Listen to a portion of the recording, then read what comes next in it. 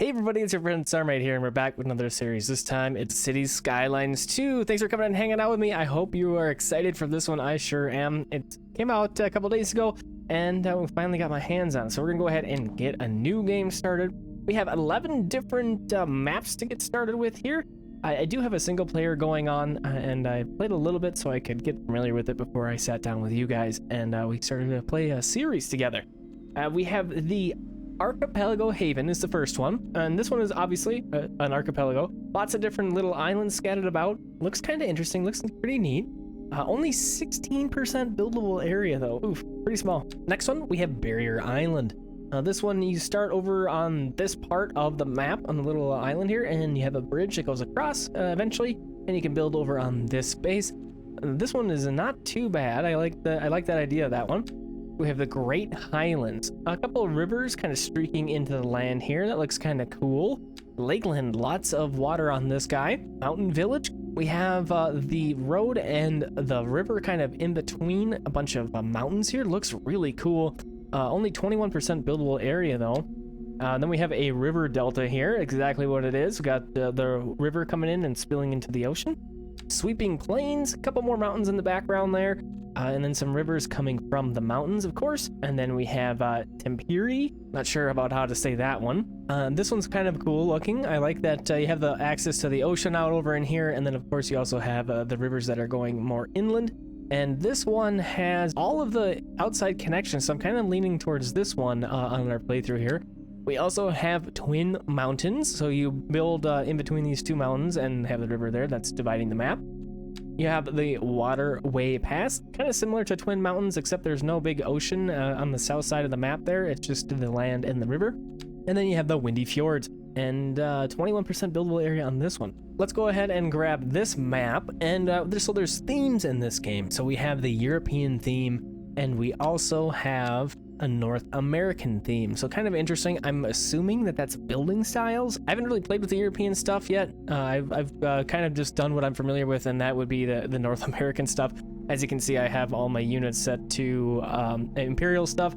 I'm trying to learn Celsius a little bit better for work, but I'm not very good at it yet. So I'm still trying to get that nailed down a little bit better. But there we go. This one is based more in like the Southern Hemisphere type of climate. We're going to go ahead and go for the Northern Hemisphere, 8 to 74 degrees. That's quite the span on the climate. 66% buildable area, quite a few natural resources to utilize, and a whole bunch of different connections. All right, let's go ahead and select this map. I do already have a name picked out, Sarmatia, because where I got that from and where I got my name from was I used to be playing a game called Rome Total War, and they released an expansion. And that expansion was called Barbarian Invasion, and there was a group called the Sarmatians in there that I was playing at the time. And this was the time frame when my friends were all playing WoW, and I needed a character name for when I started to play, and so I came up with the name Sarmate out of Sarmatians. So it kind of just stuck, and that's kind of where I've been going with for the rest of forever, I guess, in my gaming career. But Sarmatia was kind of the territory name that those people were settled on. So that's where that came from. We're going to go ahead and do right-handed traffic because I don't know how to do anything left-handed. I barely know right. We have natural disasters we're going to leave on. I'm going to unlock nothing and have limited money. I want to earn this stuff, so we're going to have it like that. We're going to disable tutorials because I have played a little bit. I know somewhat what I'm doing. No expert by any means. But I'm just really excited about the game and excited to share it with you. So here we are on our map, and this dashed line here is what our city boundaries currently are. So we have to be able to build in this area. Eventually, with this button here, we will be able to purchase tiles and move further away from the starting area. You can see this map is quite large. Here's the border of the actual map itself. Go way the heck out there. So pretty cool. We also have, you can see here's our train track connection. And we have the main road that connects the people to the town, and then they spawn in kind of over in here, and of course they cruise up the road and enter the town and start to settle and live there. So kind of neat. You may have noticed that there has been some Cities Skylines 2 hubbub. A lot of people complaining about certain hardware issues and performance issues and whatnot. Colossal Order has announced that they're working on it. They know about it. There's going to be patches in the future to address it. Something that I have been monkeying with a couple of settings that they have also suggested to play with is if we come up over in here into our graphics. I'm currently on, this is what my monitor is, but on my single player, I was playing at 1920 by 1200. This did increase my FPS by about 10, so that's something to do if you have this game and you're having problems. I have to be in the settings for my recording software because I don't know how to change that. So it's good enough, I think, for now. And we might have to adjust things once we get further down the road and we have a huge town and there's a lot going on. So that's the first thing to check on to adjust.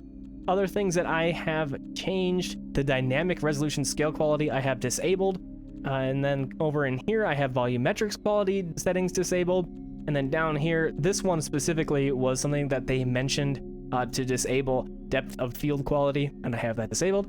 And then motion blur, I despise motion blur in every game that I play all the time, so I have it disabled. And then shadow quality I have reduced down to medium. That's not something that they said to do, that's just something that I tried out. Seems to be working all right. A couple other things that I've noticed since playing a little bit. There is a day-night cycle, which is really cool. I like the idea, but in my opinion, maybe there's a setting for this that I haven't seen yet.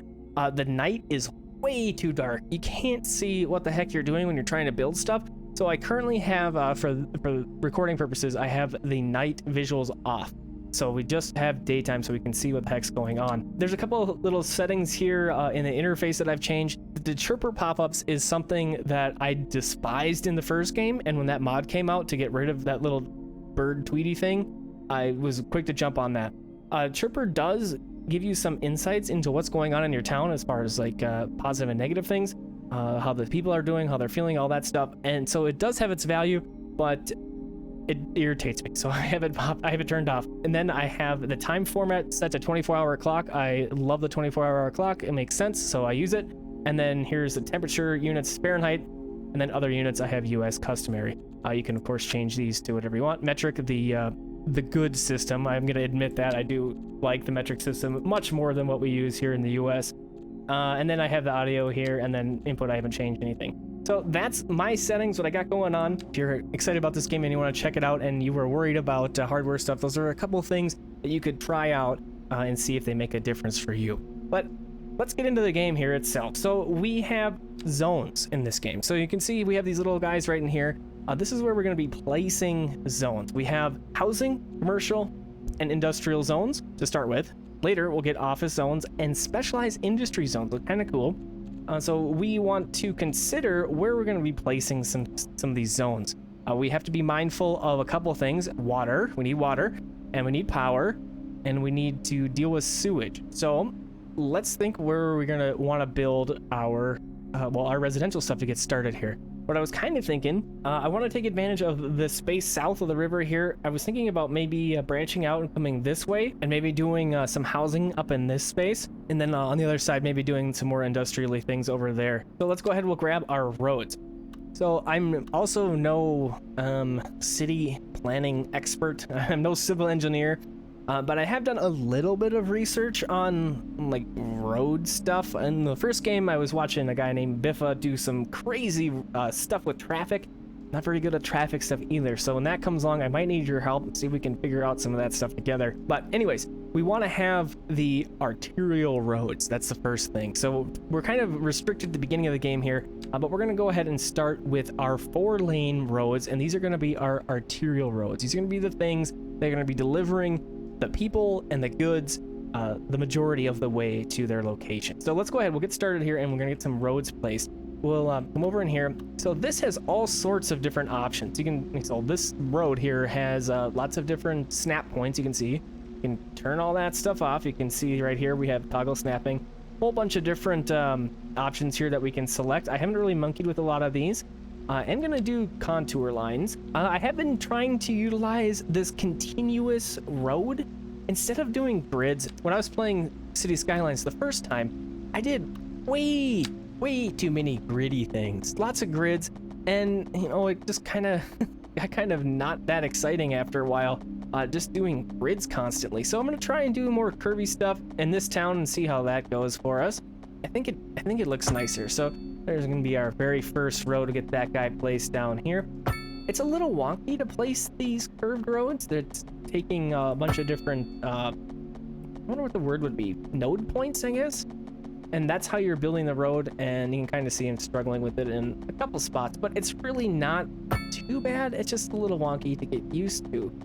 So yeah, this is going to be, actually I probably did a little bit too much because I'm too busy talking and not thinking of what I'm doing here. Let's get rid of this little jaunt in there we did. So we're talking about arterial roads, right?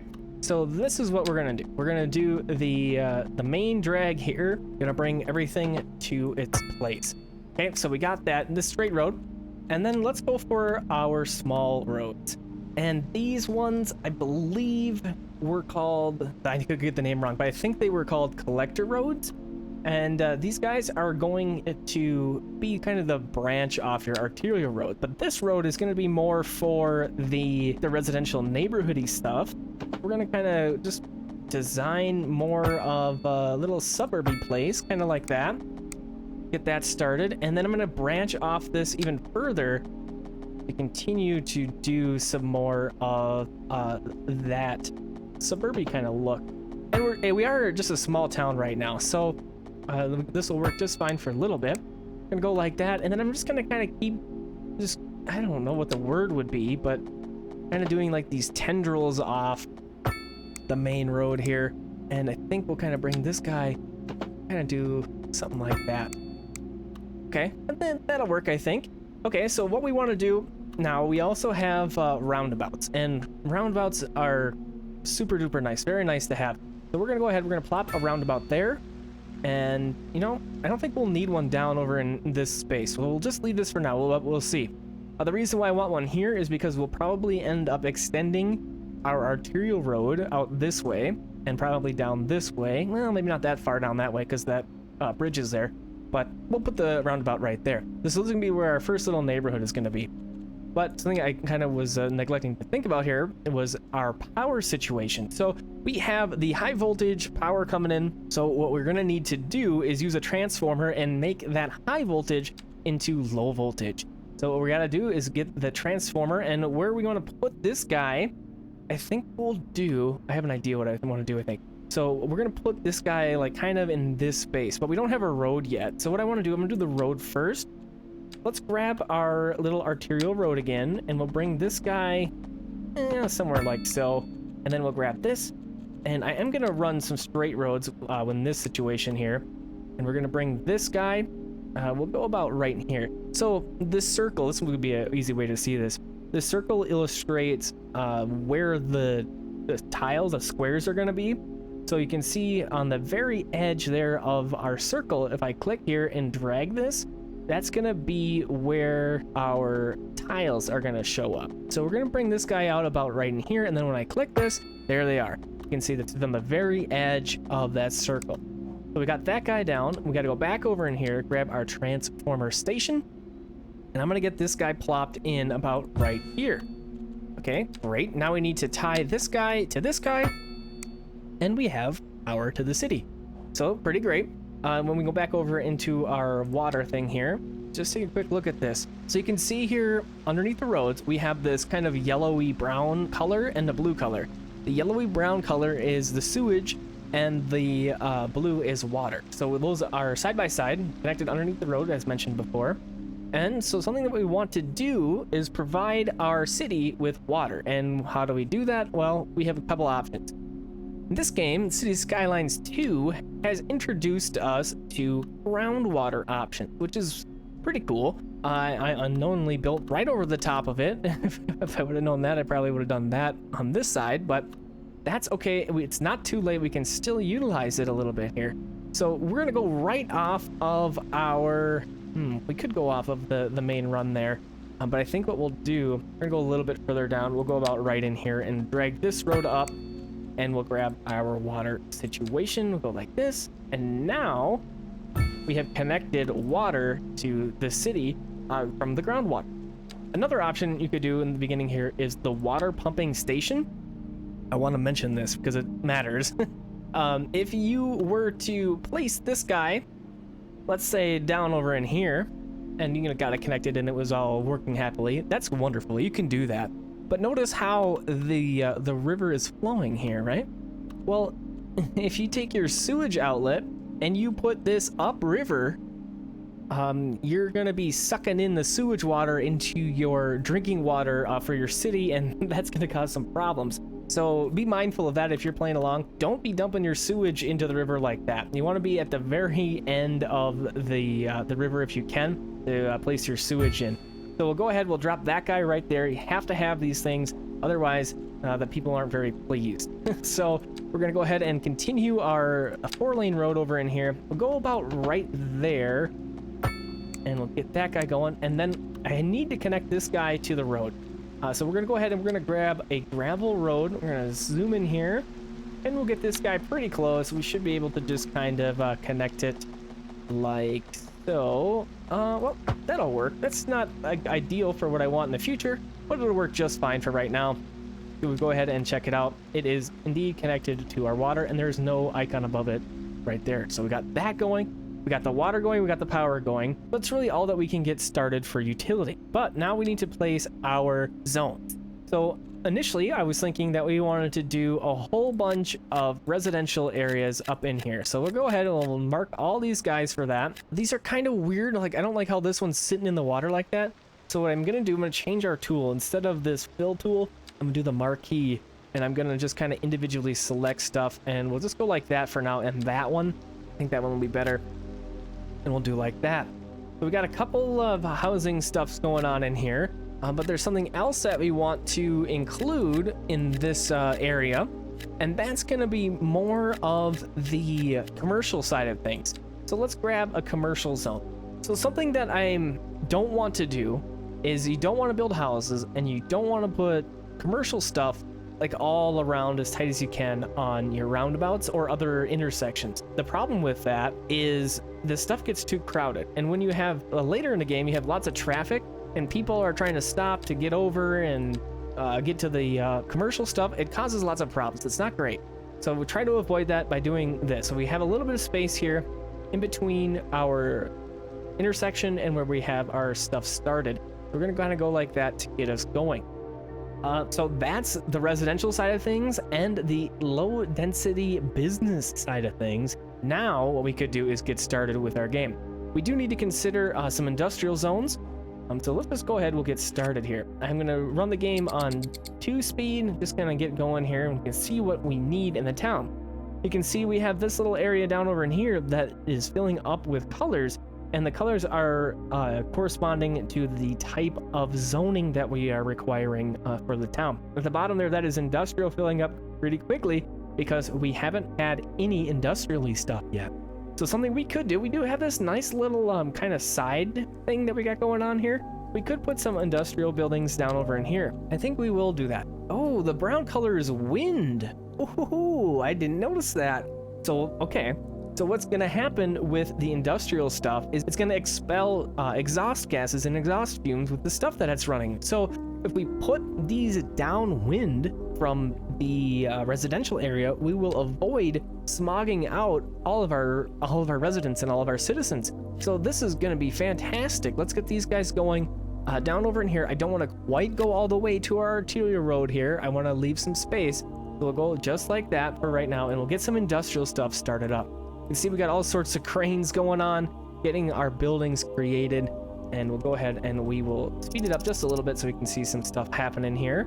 We're about halfway done through our progression to founding. You can see we got our first cars pulling up here, lots of houses going up, and look at our demand has changed. We need more houses. So we got to consider where we want to expand. What we want to do, I think, so we know that this can be industrial, and we wanted to try and keep things separated a little bit. So I think what we're going to do is, where was that? Let's get that wind map again. So we know the wind is going to be heading in this direction, right? So if we were to build like kind of over in here more residential stuff, we should avoid most of that smog and crap that is going to be from the industrial area. So let's go ahead, we're going to do our road, we're going to expand this guy. Let's go like this. We'll kind of do a regular old crossing here. We'll do our main 4-lane road just like this, get that guy placed down, and then we're going to go for our regular old small roads, 2-lane. And let's get a couple more neighborhoods plopped in here. We do have a couple new tools. So we do have grid. We could give the grid a little bit of a try here. See what that looks like. So similar with placing the commercial stuff right next to another intersection node like this, we want to give some space in between different intersections. So we want to come down, like, you know, somewhere like in here. That should be just fine. And we'll bring this guy up. We'll go like that. I don't want to go quite to the river. And we're going to drag this over. And look at that. It's just automatically placing those cross streets. I kind of like that. That's pretty nifty. We'll kind of go about right in here. And I am going to do a little bit of tweaking with this. But we'll get this placed. And so like I just... What in the world? Okay, weird. So we got rid of that. So like I just mentioned, we don't want to have the points so close together. Like this is pretty close. So I'm going to go ahead and delete that. But this distance is okay, I think. So we'll leave that, but I want to utilize some of this road still. So we're going to go ahead and then we're going to sneak our small roads in here. So we might be okay with just leaving this guy kind of just as is. Might work pretty well. We could put parks or something else on this side road here, but let's go ahead and we'll get a couple more residentially stuff going. Let's go for our marquee. We're going to stay away from the top, the corner here. And we'll just kind of go like so. All right, all sorts of residential stuff now placed in that new little area we had. So we should be getting pretty close to some new residents here. Oh, and look at this. We have some more demand on some more commercial area. So we have this one little spot, of course. We could go ahead and plop a couple more of these commercially things over on this side, or we come over in here. This could be a decent little spot. We have our little plant here for our water. And let's grab this guy. We don't want to do grid, and we're going to go for this. And I am just going to kind of bring this like so. You know, I guess we could connect this. Let's do that. We'll connect it. And we're going to make this whole little deal right in here. We'll make this commercial stuff. I'm not as concerned with commercial stuff being on the main road like this for now. We might need to de-zone this later and adjust what we got going on. But something I forgot to do is add in all of my little roundabouts on our intersections here. If you wait too long, you can still add stuff later, but yeah, I might have to move some more buildings around, so it's good to just do this right away. And we'll pop one more there, and when we have the T intersections like this, I think I won't do roundabouts, but, well, I have two here, I guess, but for the most part, for these side roads, for four-way intersections, for sure, we want to have roundabouts going on. We're very, very close to our first progression level. We need 45 XP. Hopefully we get that when we get some more people moving in over in here. It looks like our demand is rising ever so slightly. So let's see what happens here in a little bit. Here is our little industrially area. What do we got going on here? Outskirts tannery. What are they making? They're making some textiles, and they require livestock. So you can click on each one of these things and see what happens with it. So we have the ground pollution and air pollution. So remember, these are industrial buildings. They are going to be polluting, and they're going to be loud. We want to keep them away from residential stuff. This might still be too close, but for right now, we'll just leave it. We might need to add in a couple more residential things, maybe. And we'll see. We'll see what happens when this is all done. Oh, there we go. Population increased 1 experience, and then happiness plus 43. We need 1 more experience. Are you kidding me, game? So we'll get that here in just a second. And we did it. We got to Tiny Village, so we got a whole bunch of money. We got some progression stuff, and I'm not sure what that's for, but let's go ahead and we'll check on our progression panel. So we now have, oh, look at all this. So these are the stages of the city growth. We're at Tiny Village. Megalopolis is the top. Pretty cool. Our development. So we have 1 development point. We get to pick what the heck we get to do next. So we have the road option. We have electricity, water and sewage upgrades, healthcare and death care, and then recycling, garbage management stuff. Let's go ahead, and I think what we'll do, since we only have the 1 point, I think we'll go with the crematorium. We'll go ahead and get that unlocked. We have to do healthcare and we have to do death care. We also unlocked the 2nd level of density for our housing areas. So these are going to be row houses, a little bit different style. We'll go ahead and we'll grab these guys. We'll get a couple of these placed so we can see what this looks like. You know what I even might do? I think I might come in here and just replace these. Let's do that. So we'll replace these with the higher density houses. You can see this is already changing. But what we have to do once you do that, got to go in here with our bulldozer and we got to delete some of this stuff. So we'll go ahead and we'll knock some of these older buildings out. brand new buildings we just put in, we got to knock out already. See, our cranes are already getting to work, getting some new stuff built up for us. Super awesome. We'll get that happening. Let's go ahead and grab our medical clinic. Let's go ahead. This is a nice little spot right in here for our hospital clinic. So you can see that the roads are all green. See if we can zoom a little bit further here. The roads are all green, so the clinic has coverage on all of those different areas. So we'll go ahead and we'll plop that guy down. And then we also have the crematorium we want to place. And we'll get this guy going. Oh, I was hoping to get it in a similar spot, but we should be able to get away with it going in about right in here. Okay, that'll work. You can see the houses are happy with that. That'll work greatly. And then we have our landfill. So we gotta pick up the people's trash, right? We gotta find a good spot for this. Right now, we don't have a good spot for this. This guy is gonna pollute the groundwater. It's gonna pollute the ground and people aren't gonna wanna live on it. So I might need to do some wiggling around with what we gotta do for our garbage. Let's see what we can do here. Okay, so what I ended up doing is I just extended this road out a little ways here, and then I added in a side street, and we can go ahead and grab our landfill. So something to note in this game, so contour lines, how they work is when you have a big space like this, that there aren't lines in between, that's approximately the same height as far as the elevation goes. So I want to place a big building like this on that, in my opinion anyways, because if you don't, what happens is the game kind of levels the ground out for you. Let's see if it happened anywhere else. It doesn't look like it did really. And it kind of puts this edge texture on around your building, and I don't really like how that looks.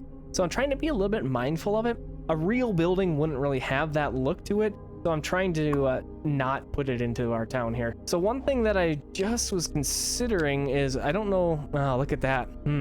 So it looks like that's going to pollute our water, and I don't want to do that. So we're going to come over in here, we're going to get that guy on this side, and then what's going to happen is this guy's going to go bye-bye. Boom. Okay, great. Got that cleared out. And how are we generating power? Well, we are currently paying for it. We're paying a lot of money to have our people's power brought in from outside sources. So what we're going to go ahead and do, I really like green stuff, so I'm going to go for some wind turbines. We're going to go and try and get the best production out of these things as we can. You can see that since we're in the wind here, the electricity production on this guy is 5 megawatts. So we're going to want to get this guy going for sure. And, you know, I think we'll just kind of tie it in like right here. I didn't realize that we can be that close to the road. So 10 megawatts coming in. That should be pretty good for what we have right now. You can see that just jumped. We're producing 10 and we are exporting 7.2. So we have plenty of extra, and that's wonderful. That's going to obviously go towards helping our money situation. Oh, we can actually see that now. So nice graphs action. You know, I like my graphs from Settlement Survival. We can really see what's going on here. The government is going to give us subsidiaries, something like that. Subsidies. There it is. The government is going to give us subsidies while we're little like this. And you can see that's the vast majority of the money that we have going on. When we get more services that we can export, such as this electricity or the water, let's see what our water looks like. So it looks like we do have plenty of extra water, but I'm not sure why we aren't exporting it, but we are exporting the electricity there. I didn't do anything different with the electricity. So something kind of wonky there. I'll figure it out. But anyways, I think this will be a good spot to call our first little episode here of Cities Skylines 2 Sarmatia. Thanks for coming and hanging out with me. I hope you enjoyed this one, and I hope to see you on the next. Have a fantastic and amazing rest of your evening, day, or night, and I'll talk to you again real soon.